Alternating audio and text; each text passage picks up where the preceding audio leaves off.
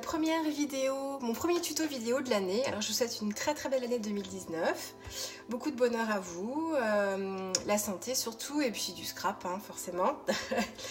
Alors aujourd'hui ce que je vous propose c'est une petite vidéo December Daily. Je fais ce projet depuis déjà plusieurs années maintenant, j'aime bien, je me rends compte que voilà, j'aime bien les feuilleter d'une année sur l'autre, puis les enfants sont contents de revoir les souvenirs de ce mois un peu particulier qui est le mois de décembre. Donc cette année j'en ai recommencé un. Alors moi mon système, j'utilise en fait des pochettes plastiques qui me permettent en fait de pouvoir glisser des photos de différents formats, de pouvoir faire une petite partie scrap plus ou moins chargée, ça dépend du temps que j'ai et puis de l'envie aussi. Donc je pars toujours sur ça fait déjà plusieurs années que je pars sur ce principe-là. Et puis cette année, plutôt que de prendre un classeur tout fait, j'ai fait mon propre classeur. Donc j'ai utilisé en fait du carton gris, 3 morceaux de carton, 2 pour la première de couverture et la dernière de couverture, et puis une pour la tranche, pour la reliure. Et puis en fait pour me servir en fait du système pour remplacer le système d'anneaux classeur, en fait j'ai utilisé 2 gros anneaux que j'ai en fait pris directement dans la tranche de mon album. Et puis la couverture, alors c'est des paillettes, c'est Noël, donc j'ai bien chargé, puis en fait je me rends compte que je les aime bien ces paillettes dorées, même si c'est un peu fort, c'est le moment où j'aimais les utiliser. Donc ça c'est un tissu pailleté dont je me suis servie parce qu'il me fallait quand même pas mal de longueur. Et puis voilà, j'ai agrémenté avec des petits tampons de chez Florilège, petites étiquettes de la Fée du Scrap. J'ai récupéré des vieux alphabets que j'avais pour avoir des chiffres dorés. Je me suis fait des petits fanions, voilà. Et puis pour cacher un petit peu mes 2 anneaux, j'ai pris un petit ruban comme ça, noir. Voilà, donc aujourd'hui je vais faire avec vous, là j'ai rassemblé toutes mes photos pour l'album. J'ai pas encore commencé la partie scrappée, je vais la commencer avec vous. Je fais pas forcément en fait les choses dans l'ordre, hein. Là moi je me débarrasse de toute la partie photo et puis après je scrape en fonction de mes envies. Donc j'avais envie de me scraper ma tête de follette. Puis je trouvais que ce petit tampon des ateliers de Karine était parfait, hein, toujours s'émerveiller et savoir garder son âme d'enfant, n'est-ce pas? C'est bien ça. Donc voilà, j'avais envie de scraper ça, c'était le petit clin d'œil de la nouvelle année aussi pour vous, donc voilà. On va travailler ici sur cette double page avec les feutres. Je voulais vous montrer un petit peu les feutres à alcool. Là cette fois c'est les feutres de chez Graphite que j'ai utilisés. Je commence à avoir une belle collection maintenant. Donc j'aime beaucoup ce petit lapin là. C'est une planche de tampon des ateliers de Karine. Du coup voilà, on va faire une petite colorisation comme ça avec ce petit lapinou tout mimi. Et puis je dois voir ça pas loin. Et puis ici j'ai commencé à faire, c'est un petit peu long donc j'ai commencé à faire un peu le début. C'est un tampon de chez Shoe Flower que j'avais envie de coloriser aussi, toujours avec les feutres à alcool. Donc voilà, on fera ça ensemble en version accélérée là par la suite. Voilà, écoutez, place au scrap, j'ai envie de dire. Allez, c'est parti. Alors là, je commence par embellir ma petite carte là, qui me sert à dater ma journée. J'ai utilisé là, un tampon de chez des ateliers de Karine que je vais embosser avec de la poudre noire pour que mon motif soit bien opaque sur ma carte. Donc c'était la seule façon pour moi, je trouvais, pour que mon motif se voit bien, comme mon papier de fond est est imprimé tout simplement, est imprimé. Je voulais que mon motif ressorte bien. Je vais mettre de ma petite pince pour pas me brûler les doigts. C'est un outil super pratique. Ça c'est pareil, hein, c'est un petit outil de base quand on scrape. Moi je l'ai pas acheté tout de suite, mais maintenant ça me sert bien. Là, j'embellis ma petite photo. Et puis, pour le deuxième tag, en fait, sur la partie droite, je vais travailler mon fond avec ce petit tampon texte là dont je vous parlais en introduction. Et je veux pas que mon motif soit vraiment net. Je veux vraiment que ce soit assez aléatoire. Donc, je déchire un morceau de papier et puis je viens tamponner par-dessus pour me permettre d'avoir un motif qui soit pas net. Là, on a l'impression qu'il est un petit peu déchiré. Et puis, pour continuer l'embellissement, là, je me prépare toujours un petit tas de découpes. Là, il y a des die de chez Kéziart, là, le petit sapin. Là, c'est un tampon que j'ai détouré de chez Florilège. Voilà, je me prépare un petit tas de découpes, comme ça, j'ai plus qu'à piocher et puis je fais des tests. Et je vois ce qui convient le mieux. Là, pour agrémenter un petit peu mes embellissements, je prends le petit set toujours des ateliers de Karine. Là, c'est un set d'embellissement sur le thème de l'hiver, hein, pas forcément que Noël, hein, d'ailleurs sur le thème de l'hiver, c'est dans la toute dernière collection. Voilà, donc là, je voulais agrémenter mon petit amas d'embellissement. Et puis pour apporter un petit peu de texture et de matière en fait à ma petite carte, j'utilise du fil à coudre.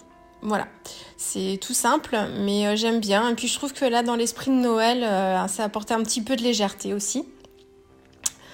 Et puis pour assembler tout ça, moi quand je fais un petit amas d'embellissement comme ça, j'utilise pas de colle. Je prends juste mon agrafeuse, juste avec une agrafe, et j'essaye d'assembler le tout.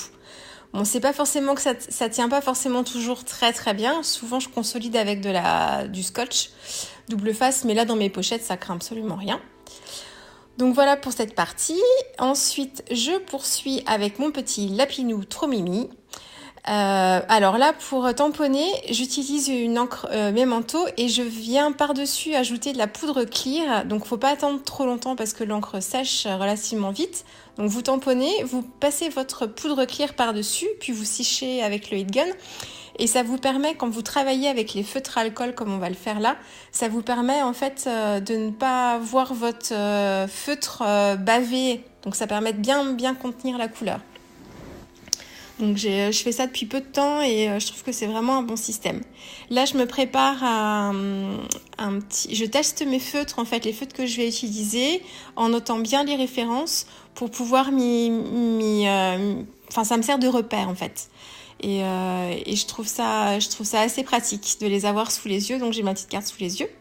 Donc là, j'utilise 2 couleurs de vert, donc foncé sur les côtés, et ensuite je reviens travailler avec le feutre plus clair dans le foncé. Vraiment, le coup de main, c'est vraiment ça. C'est de revenir, j'ai essayé plusieurs techniques, d'abord le clair, après le foncé et inversement, et c'est en commençant par le foncé que j'y arrive le mieux à obtenir ce dégradé. Donc le foncé d'abord, et ensuite je reviens passer avec ma couleur claire dedans. Et ça vous permet d'avoir comme ça ce côté ombré sur les bords. Ensuite, là je vais m'attaquer à la fourrure de ce petit lapin. Donc je voulais quelque chose de beige, un peu marron. Donc voilà, je suis en train de choisir mes teintes. Donc là c'est pareil, je me refais mon petit nuancier. En prenant le temps de noter les références, parce que vous voyez à gauche je ne l'avais pas fait, donc ce qui fait que je les connais à peu près mes couleurs maintenant, mais j'avais des doutes, donc je les ai recommencées. Bon, c'est pas bien grave. Voilà, donc là j'ai 3 couleurs de beige, une foncée, une intermédiaire et puis une plus claire. Et puis j'ai un feutre qu'on utilise beaucoup pour les effets de peau et que moi je vais utiliser là en premier sur le vert des lunettes de mon petit lapin. Voilà, pour que ça apporte un petit effet glacé en fait au verre de lunettes. Ensuite, j'étais en train de réfléchir par quoi j'allais commencer. Et du coup, je ne sais plus si je commence par la fourrure du lapin. Je continue. Donc là c'est pareil, le marron le plus foncé en haut et en bas de l'oreille, et puis au centre la couleur la plus claire. Et alors vraiment, là mes 2 nuances de marron sont assez proches l'une de l'autre, donc le dégradé n'est pas forcément très visible, mais vous voyez quand même, ça vous fait quand même une petite nuance, et ça apporte toujours ce relief qu'on attend quand on fait une colorisation et qui apporte de la profondeur aussi. Je refais la même chose de l'autre côté, sur l'autre oreille. Donc voilà, donc revenez bien dans la couleur la plus foncée pour bien fondre vos deux couleurs ensemble. Je remets un petit coup de marron par-dessus. La petite astuce pour les feutres à alcool, c'est d'aller vite. En fait, quand les feutres se mélangent vraiment plus facilement quand ils sont à peine secs, quand ils sont encore humides. Donc le truc, c'est vraiment d'aller assez vite. Alors je sais qu'au début, on tâtonne et voilà, mais avec l'expérience, vous irez de plus en plus vite et c'est franchement le secret de la réussite, si je peux dire. C'est vraiment d'aller vite. Donc, alors là, pour la partie, pour la petite tête du lapin, je voulais en fait que son petit museau apparaisse plus clair. Donc j'applique le même, c'est les deux mêmes couleurs. Non, c'est la couleur, la couleur intermédiaire. Je vous dis des bêtises. C'est la couleur intermédiaire que j'ai utilisée pour le contour du visage. Et ensuite, c'est la couleur la plus claire que j'utilise pour le centre. Et là, c'est pareil, comme il y a vraiment une différence de teinte assez marquée entre les deux couleurs que j'ai choisies. Il faut vraiment bien venir avec le feutre plus clair dans la couleur la plus foncée pour bien fondre les deux et que vous évitez d'avoir des démarcations. Voilà, je prends souvent un petit peu de recul après quand en cours de route dans mes colorisations pour voir un peu le rendu d'un peu plus loin. C'est une petite habitude que j'ai. Donc là, vous n'allez pas forcément voir à chaque fois quand je fais ça, mais voilà, encore une fois, je reteste, ça me va pas, oui, ça me va. Alors ensuite, on continue. Je voulais un petit rappel de rouge, comme j'ai pas mal de rouge sur mes photos. Je voulais un petit rappel de rouge. Donc là, c'est l'avantage, on fait un petit peu ce qu'on veut avec nos crayons. Donc là, j'ai choisi 2 teintes de rouge. Bon, là, les motifs de l'écharpe sont assez petits. Donc, on va pas forcément bien se rendre compte du dégradé de couleur. Mais malgré tout, le fait d'apporter comme ça ces 2 teintes de rouge, ça vous permet aussi d'avoir une profondeur sur l'écharpe. Donc voilà. Après, on n'est pas obligé non plus de faire ça. C'est vraiment si vous voulez travailler cette technique-là, mais vous pouvez utiliser un seul feutre rouge et puis ça suffit. Donc voilà, moi c'était ma petite habitude. Et vous voyez, je ne rebouche pas mes crayons là, je les laisse sortis parce que je travaille vite et ça me permet d'éviter de perdre du temps. Et comme le motif est très petit, du coup ça sèche encore plus vite. Et voilà, ça me permet moi de travailler plus vite aussi. Donc voilà pour ma petite écharpe rouge. Ensuite, on va continuer avec le pull. Là, je crois que j'avais des soucis pour reboucher mon crayon. Si c'était bon, finalement. Donc le pull, sur le petit essai que j'avais fait, j'avais travaillé juste avec des gris. Et je trouvais en fait que du coup, mon petit pull était un petit peu triste. Donc... j'ai finalement choisi de faire une bande grise, d'alterner bande grise et bande verte.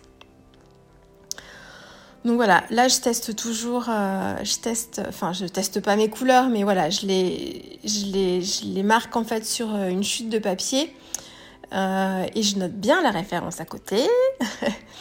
Et puis voilà, comme je vous disais tout à l'heure, ça me permet de bien me rendre compte en fait des couleurs que je vais prendre et puis de me repérer comme ça en cours de colorisation, ça me permet de pas trop me tromper. Et puis là, je trouvais qu'entre le 15-01 et le 15-03, il y avait vraiment une grande différence. Donc j'ai mis le 15-02, mais bon, après, je suis pas certaine que je m'en sois vraiment servie. Ensuite... Oui, j'hésitais entre refaire des bandes rouges et des bandes grises. Et puis finalement, je suis partie sur du vert. Voilà, parce que bon, le rouge, j'en avais assez aussi, ce que je vous disais sur mes photos. Donc là, je continue. Bon, sur les manches, en fait, ça apporte une couleur assez foncée, mais c'est parce qu'il y a un motif, en fait, sur les manches du pull. Et avec l'embossage à la clear, du coup, on n'a pas beaucoup forcément de surface à coloriser. Donc, mais ça permet d'apporter quand même une petite couleur. Et puis là, je continue le même travail. Donc là, c'est mes 2 verts. Je suis restée un petit peu dans le même esprit que le bonnet, en fait. Donc, c'est les 2 mêmes couleurs. et puis je continue. Donc c'est toujours la même technique. Plus le motif est petit et plus c'est difficile de faire cet ombrage, on va dire. Mais n'hésitez pas. Si vous avez du mal à gérer les deux couleurs pardon. Excusez-moi. Si vous avez du mal à faire l'ombrage de ces deux couleurs sur un petit motif comme ça, vous pouvez prendre la couleur la plus claire et puis venir repasser avec cette même couleur sur les bords.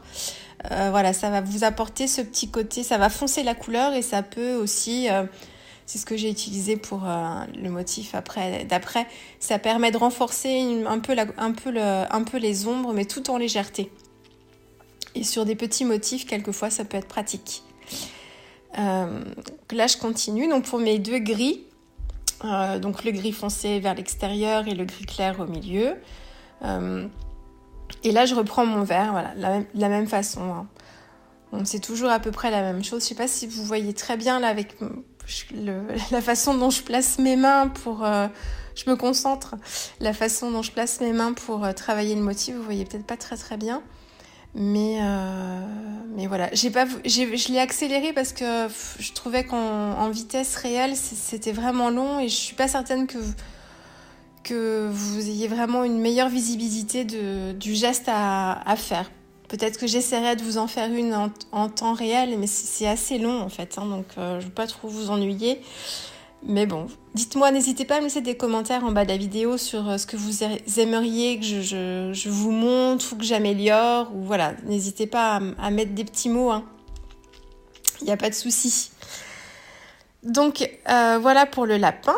Là, c'est la partie détourage. Hein, voilà. Là, je vais le placer sur ma page. J'utilise un petit pompon blanc là pour remplacer le petit bonnet et puis apporter un petit peu de relief. Donc là, je vais le coller toujours avec la colle scotch verte là. Mais bon, après, peu importe. Par contre, ça met, comme mon motif est avec la clear et un peu glissant, ça met un petit peu de temps à sécher. Donc, par contre, une fois que c'est sec, c'est bon. J'ai testé, mais voilà, ça met un petit peu plus de temps que sur du papier classique. Donc là, comme j'ai du relief sur mon motif, en fait, j'ai collé mon petit lapin directement sur la pochette plastique. Je ne l'ai pas rentré à l'intérieur. Je fais ça aussi souvent maintenant dans mes December Daily. Et voilà, ça permet aussi d'avoir une petite touche de relief sur ces pages, c'est sympa. Là, la petite bande de mots, en fait, je la trouvais trop longue avec les deux petites maisons de chaque côté. Du coup, je les ai coupées, détouré ces petites maisons et puis je les replace un petit peu au centre pour agrémenter ma carte. Sur le petit tag de gauche, bon là c'est tout simple, hein, c'est un petit tag en fait de la collection, là je vous en ai pas parlé, peut-être la collection de papier que j'utilise pour ces pages, c'est l'une des dernières collections de Noël de Florilège. Là c'était le pack. Et puis j'ai racheté aussi des feuilles à l'unité pour pouvoir compléter ensuite dans mon album parce que ça part vite. Sur les 25 jours, ça part assez vite. Là, c'est ma petite photo, ma petite tasse licorne que j'adore. C'est le côté un petit peu régressif de cette période aussi. Et puis voilà, pourquoi pas. Hein. Je ne m'en cache pas. Et donc là, c'est pareil. Je décore sur ma photo. Donc toujours avec les petits sapins. Là, c'est ce que je vous disais, les petits die de chez Casey Art. En blanc, en noir. Un petit tampon de chez Florilège que j'ai détouré. Un petit die hiver. Le petit mot hiver, en fait, en papier pailleté doré. Et puis là, c'est des petits brads avec des petits motifs. Lydie, elle en a plein de sortes différentes. Et là, je trouvais que sur le thème de Noël, c'était trop mignon. Ensuite, toujours de la colorisation, cette fois avec le tampon de chez Shoe Flowers. Donc là, de la même façon, j'ai tamponné avec mon encre mémento noir et très vite après, j'ai mis ma poudre clear que j'ai embossée ensuite à chaud pour que voilà, les motifs tiennent bien et que ça ne bave pas avec l'apport de feutre à alcool. On est plus à l'aise pour le travail, en fait, je me rends compte maintenant. Donc maintenant, c'est vrai que j'utilise cette technique-là, comme je vous disais. Donc là, j'ai 3 couleurs de beige. Et puis, comme j'ai pas mal de troncs d'arbres à coloriser, j'essaye d'alterner en fait sur mes techniques et mes couleurs. Donc, vous voyez là, j'utilise le clair et la teinte intermédiaire. Et je viens assombrir à certains endroits du tronc. Et je repasse encore avec la couleur la plus claire pour toujours marquer les ombres. On en vient toujours à peu près à ça. donc voilà. Sur les branches en fait, les branches qui dépassent, j'utilise des couleurs assez foncées. Et puis voilà, sur le reste, ça reste assez classique et assez basique. Donc vous voyez là sur ce tronc-là, je travaille avec la couleur la plus foncée et celle qui est un peu plus claire en dessous. Voilà, je voulais ce tronc-là un peu plus sombre que les autres. Et après, en fait, pour colorier les tout petits motifs qui représentent là, les nœuds du bois, en fait, je viens travailler avec le feutre le plus clair par-dessus. Voilà. Mais c'est vraiment histoire d'avoir un tampon à la fin qui soit assez dynamique, en fait, qui soit pas trop monotone. En travaillant comme ça ce sont toujours les 3 mêmes feutres, mais que je vais travailler pas forcément au même endroit sur chacun des troncs. Donc là je continue encore, il m'en reste encore 3. C'est assez long la colorisation. Par contre, je trouve quand même qu'avec les feutres à alcool, on est quand même plus rapide qu'avec l'aquarelle, à mon sens. Par contre, vous voyez, on n'obtient pas du tout la même chose. On a des dégradés, c'est très très sympa aussi. Enfin, c'est deux techniques qui sont complètement, qui n'ont pas du tout le même rendu à la fin. Et c'est vrai que j'aime bien travailler les deux. Donc je trouve ça sympa. Après, la colorisation feutre à alcool, ça apporte des couleurs plus vibrantes. Et il y a un côté aussi plus net du feutre, plus dessin, voilà. Après, l'aquarelle, c'est quelque chose de plus doux, c'est différent, c'est vraiment, voilà. Moi, j'aime bien travailler les deux. Bon, après, je peux pas lâcher mes pinceaux ni mon aquarelle maintenant, donc j'y reviens quand même, hein. Mais voilà, les feutres à alcool, ça permet d'apporter, oui, quelque chose de différent. Là, sur le December Daily, je pense que je vais pas mal les utiliser pour mes petits motifs, là, mes petits tamponnages. Alors voilà, tout ça pour vous dire, hein, je blablate. On arrive au dernier tronc, ça y est. Donc là, j'ai commencé par le feutre le plus foncé. Et puis, je continue à le travailler un peu. Le premier tronc que vous voyez à gauche, en fait, j'ai pas du tout travaillé les ombres. J'ai utilisé qu'une seule couleur. Mais je trouvais ça triste, en fait. Donc, je me suis dit, c'est bien dommage de les travailler comme ça. Donc, franchement, je vous encourage à travailler avec 2 feutres, au moins 2 feutres. Et puis essayer d'apporter comme ça quelques petites nuances dans vos motifs et vos tampons. C'est quand même... le rendu est franchement quand même plus sympa. On approche de la fin, ça y est. La partie d'étourage, alors là c'est assez fastidieux parce que le tampon est assez gros. Le plus compliqué c'est les parties qui sont centrales là. Donc j'utilise des petits ciseaux assez pratiques, incurvés aussi pour m'aider dans ce travail-là. Là j'avais pris une petite carte blanche que j'avais embossée en fait avec une plaque de gaufrage toute simple. Et puis sur le tag du haut, le petit cadre tamponné, c'est un tampon de chez Florilège. La planche le tampon bois où il y a plein de cadres de tailles différentes. Et là, en fait, je me suis servi du tag des ateliers de Karine je m'en suis servi comme d'un gabarit pour pouvoir refaire un tag noir. Voilà, ça m'évitait de sortir mon die, pour tout vous dire. Voilà. Et là, il me restait ma petite photo. Du coup, je me suis créé une petite réglette pour pouvoir l'insérer dans mon December Daily. Donc, je me suis servi en fait de mes pages plastiques comme de gabarit pour bien placer mes trous. Et puis ensuite, je me suis créé comme ça une petite réglette que j'ai renforcée. Hein. Je l'ai doublée avec un autre papier noir pour qu'elle soit quand même bien solide. Parce je me rends compte qu'elle est peut-être pas elle est assez fine, mais bon. Donc là, j'agrémente ma photo. Donc toujours avec ce que j'avais préparé en avance, là. Donc là, je teste. Je savais pas, les déco bois, pas les déco bois. Voilà. Finalement, je suis restée sobre. Et puis, je me suis juste rajouté un petit sucre d'orge, là, en brads. Voilà, c'est tout pour aujourd'hui. J'espère que cette vidéo vous aura plu. N'hésitez pas à vous abonner, à partager et puis à me laisser des petits commentaires. Hein, on aime toujours ça. Et puis, je vous souhaite encore une très très belle année 2019 et puis à bientôt. Au revoir.